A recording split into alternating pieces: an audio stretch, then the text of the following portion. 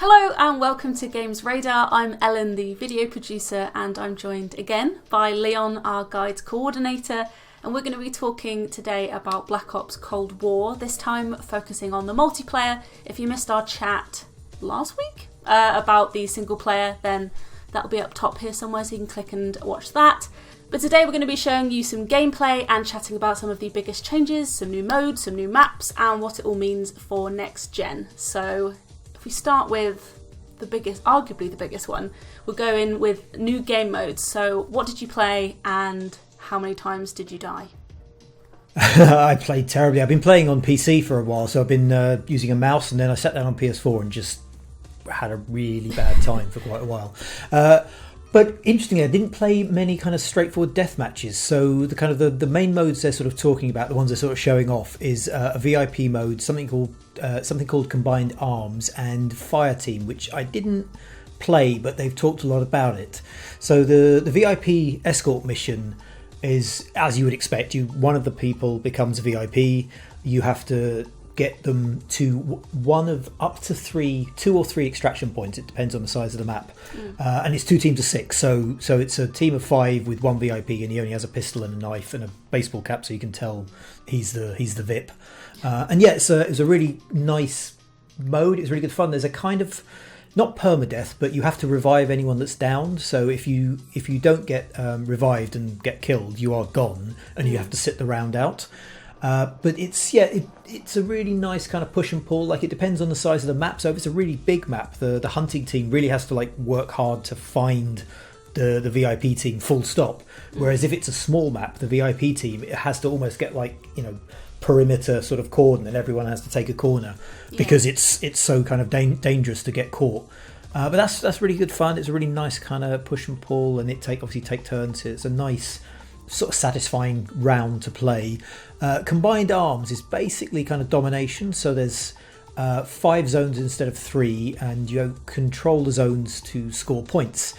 The version I played was on a very large map, so it had a much more kind of just a bigger feel, because instead of running around a small multiplayer map with 3 zones that were almost on top of each other, you had 5 zones that were almost big enough to kind of be maps in their own right, scattered across quite a big area. So it's a lot of kind of push and pull. I think if you play with a team who knows what they're doing, you'll have a really good time. If you play with a bunch of randoms, as I did, it was a bit sort of touch and go. Everyone would just go to different zones and nothing sort of worked.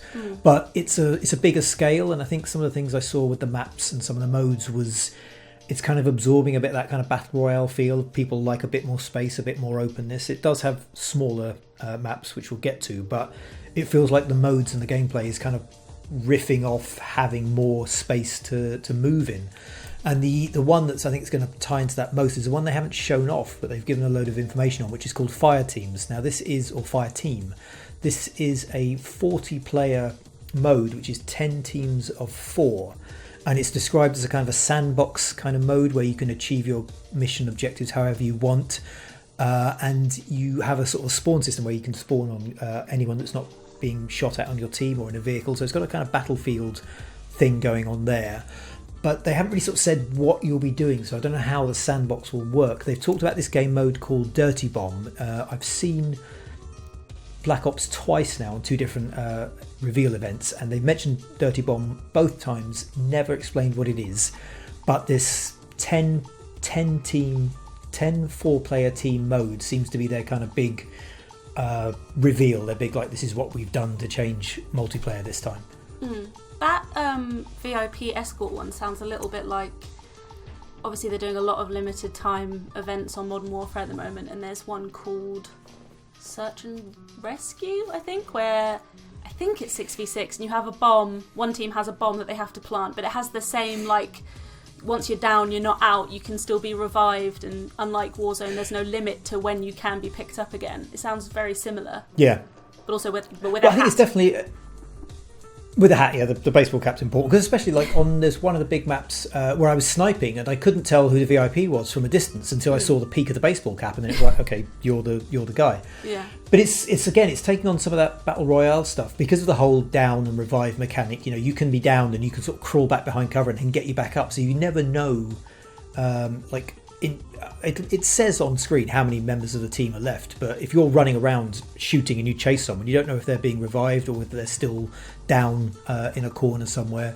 So it's got that kind of like final circle feel almost. Yeah, and even some of the modes that I saw that you had played that already exist, like Domination for example, seeing you play it on a new map gave it this completely different feel. So if we talk about the maps, and the one I'm thinking of, which I'm sure you know, is the Armada one, which obviously Domination but also water.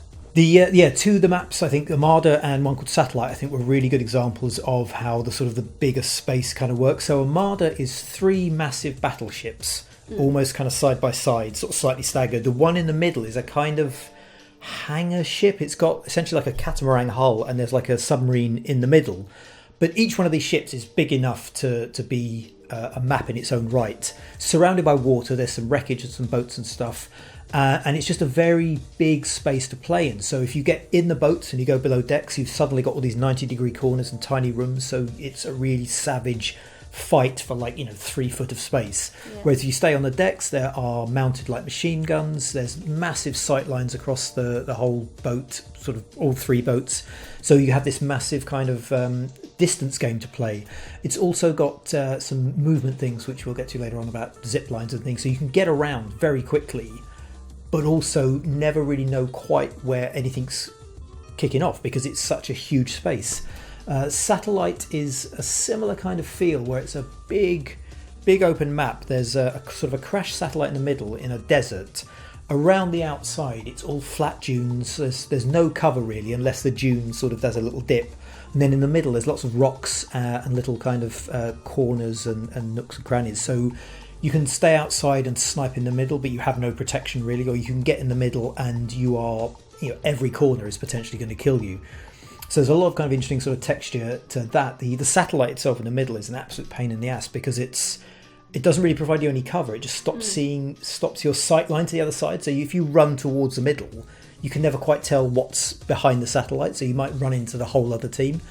It's quite a nice map depending on your play style. Like I hung back and tried to play at range just because it felt a bit safer. But if anyone got a sight line on you had nowhere to hide. You were just lying on a bank of sand. Yeah. Even the smaller maps, so the other maps, Crossroads actually I should say, is another big map. That weirdly felt like a much more traditional, almost World War II COD map. It was snow covered, a few buildings here and there. There were snowmobiles to get around, but that was very much about the length. You could sort of basically trade shots from either end of the map or risk running in the middle. And it was a much more kind of old school feel. But again, big, lots of space. Depending on where you were, changed the kind of feel of the map. It felt almost like you could break it up into smaller maps, so they would have all had different kind of feels to them.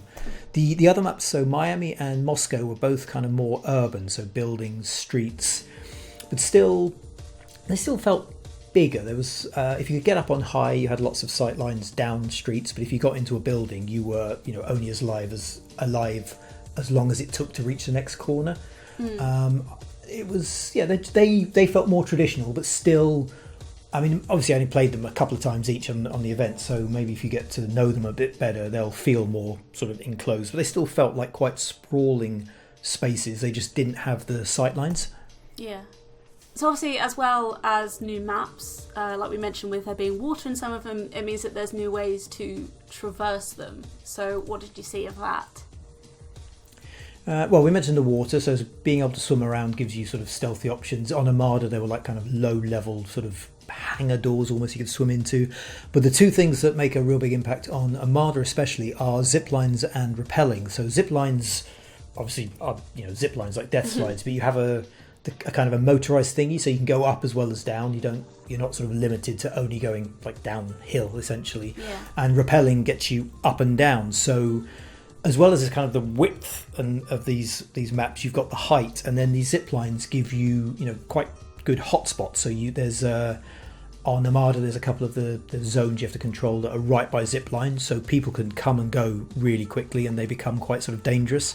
And for a big map, it means you're not always sure where people are, because foot speed would normally confine them to the sort of the spawn area.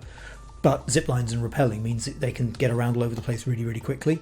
I only saw them in Armada, so I don't know how they'll play out amongst the other maps, but yeah, it changes your kind of rhythm of play because it means people can relocate and, you know, get secure different territories at different paces.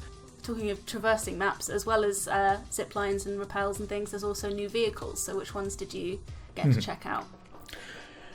So we saw snowmobiles, speedboats and tanks, which I'll sort of work through in order. The snowmobiles were on the Crossroads map, which was the snowy map, and they were hugely useful with the VIP mode, because if you were on the VIP team, you jumped on a snowmobile and you were off and you could get to the extraction point really, really quickly.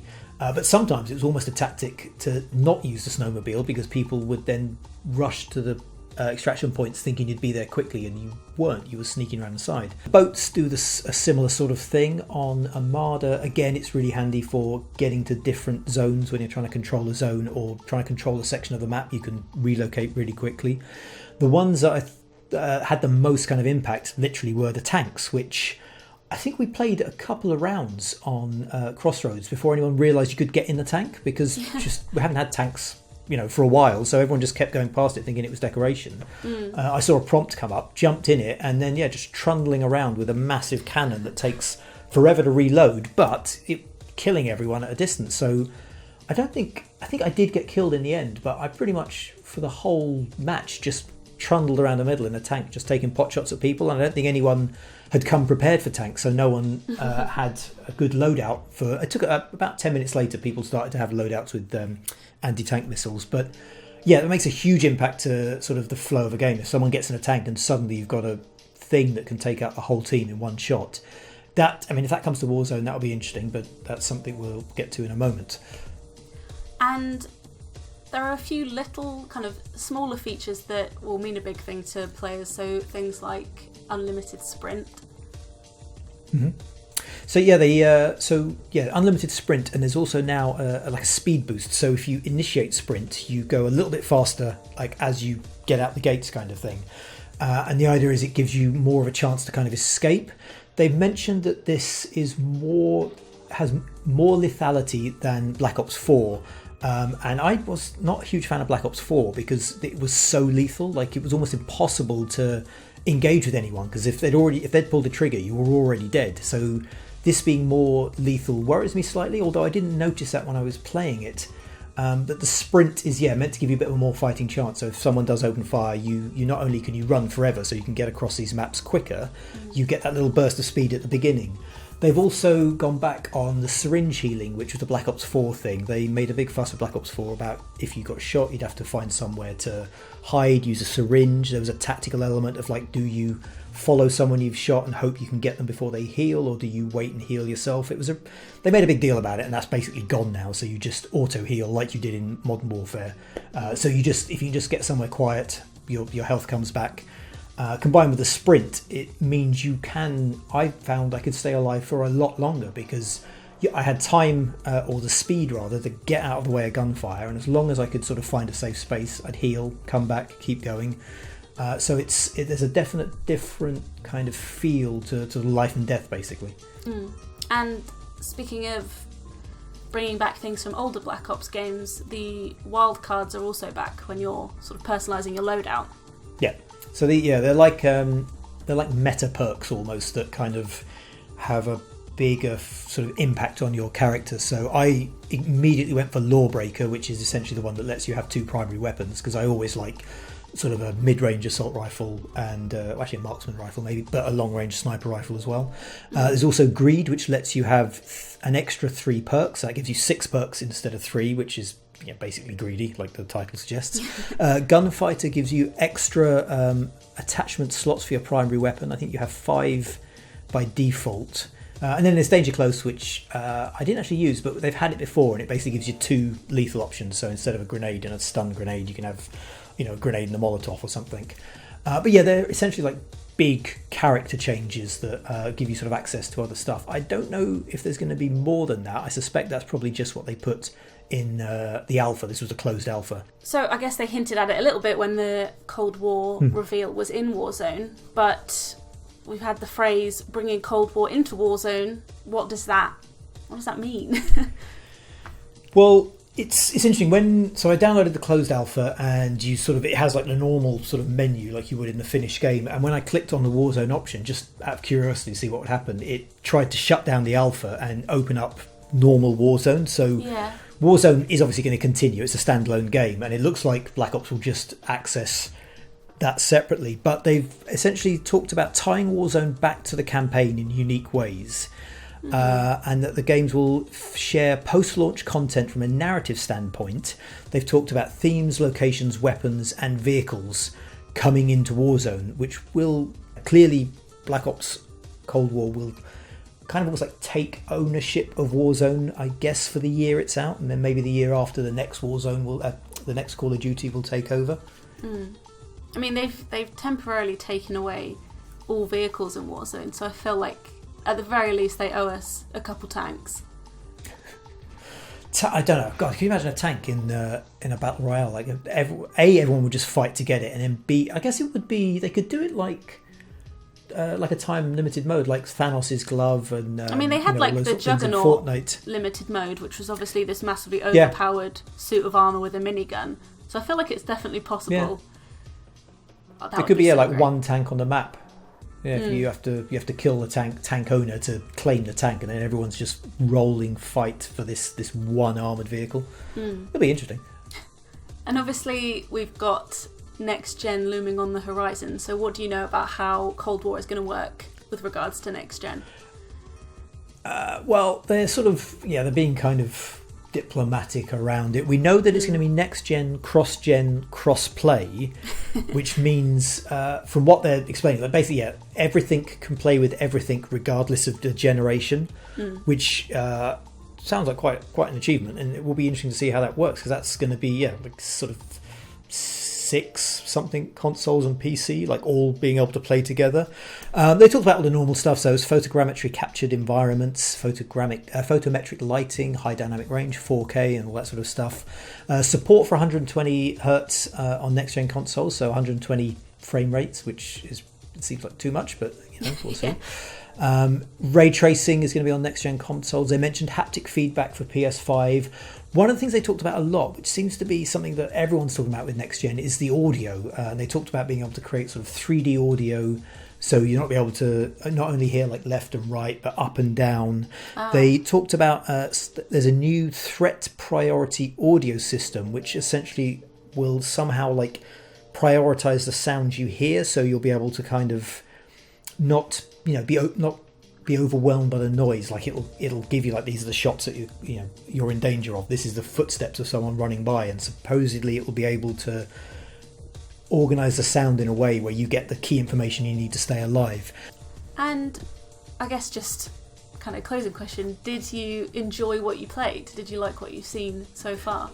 Enjoyed it. It was good enough in the sort of, I played it for about 4 hours, I think, and it was good enough in that time that later on in the evening I was like, I want to play that again. Yeah, that's what you really want from a new Call of Duty, just wanting to go back into it again and again. So those are 8 big changes that you can expect in the upcoming Cold War multiplayer. Subscribe to Games Radar for more Call of Duty news, as well as our reviews, previews, and a couple of hot takes. And thanks for watching. Goodbye. Goodbye.